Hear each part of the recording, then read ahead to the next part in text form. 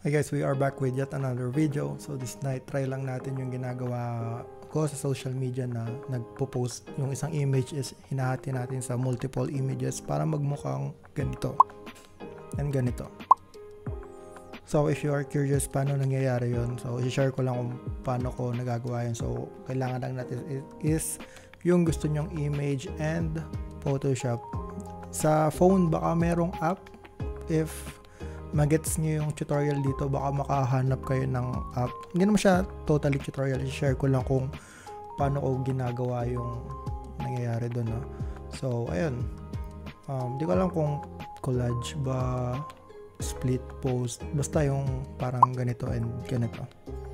So ayun, so let's hop in sa Photoshop. So first is, nagre-record ba ako? Nagre-record ako. So ayun, so first is kailangan nyo ng image and it should be square. So ito, meron tayong square photo ni Marvin MM189 yan. So kailangan lang natin is slice siya. So punta tayo dito sa slice tool or yan, slice tool. Tapos split nyo lang siya. Yan. Kusa naman siya mag-i-snap pag nasa gitna na. Then right click nyo lang, divide slice. So gawin lang natin siyang 2. And sa kabila pwede nyo siyang gawing 2 din. So basically kung isang picture lang yung gusto nyong hatiin, pwede na to. 4 na picture. So go to file, export, save for web. And ito naka 1080 lang ako eh. Yan. Yan. So yan na yun, pwede na yun. Pwede na siyang i-save and i-post rekta sa FB nyo. Try nyo lang na sunod-sunod siya, no? So bali 1, 2. Kung i-upload na siya is 1, sum natin. Basically ito yung 1, ito yung 2, ito yung 3, ito yung 4. Ganun siya sa timeline ng Facebook nyo. Paano kung may next ka na image? Kasi kung 5 or more yung picture mo, mangyayari nun is uusod dito yung panglima mo. So mag-iiba na siya. So if may kasunod yung image mo, try naman natin to. So ito pala, kung landscape yung image nyo, gusto nyo ng square, grab nyo lang tong marquee tool and hold shift. Teka, gawin natin. Marquee tool, hold shift nyo lang para makuha nyo yung square. Tapos copy, control and clipboard, create a space. Yan. So kailangan is 5 siya para magmukha siyang, teka, paint.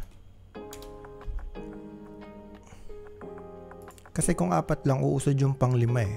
Uusod sa taas. Kung baga above the fold, aangat siya dun. So, kailangan lang split natin to. Kailangan 5. 5 yung minimum para sa multiple images.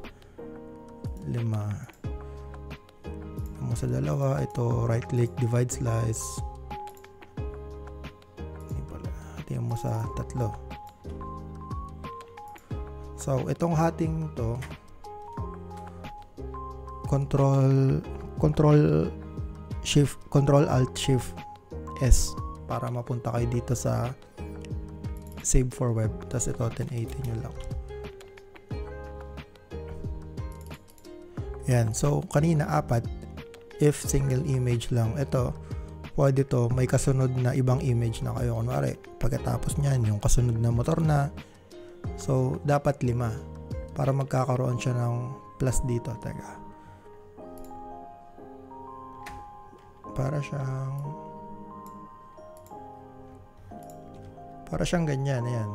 5, tapos may kasunod na ibang image. Kung meron lang naman. Pero kung wala, pwedeng 5 hati, tapos wala nang kasunod, pwede yan, goods. Pero kung gusto nyo ng single image pero 4 lang, pwede ganito. So ayun, short video lang. I hope may natutunan kayo, and if you do, I would appreciate na mag-subscribe kayo and i-share nyo rin sa iba nyong kaibigan na nagpo-post rin sa social media or photographer, or if gusto niya lang i-level up ng konti yung pag-post niya sa social media. Ayun, thank you, and I hope may nakuha nga kayo.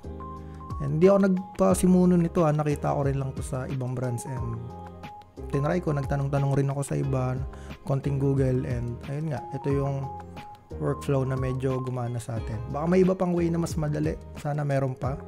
Pero kung sa phone kayo nag-edit, baka may app na pang split ng photos. So ayun, recap lang natin, kailangan nyo lang ng square image. Kung isang image lang gusto nyo i-post, pwede siyang hatiin sa 4 or 5. If 5 or more yung pictures nyo, minimum is 5 para yun yung magiging cover and magkakaroon siya ng plus. Parang yung pinakita ko kanina. So ayun, thank you, and see you guys on the next one. Share nyo to. Bye. Stress, di pala siya naka-record. So hey guys,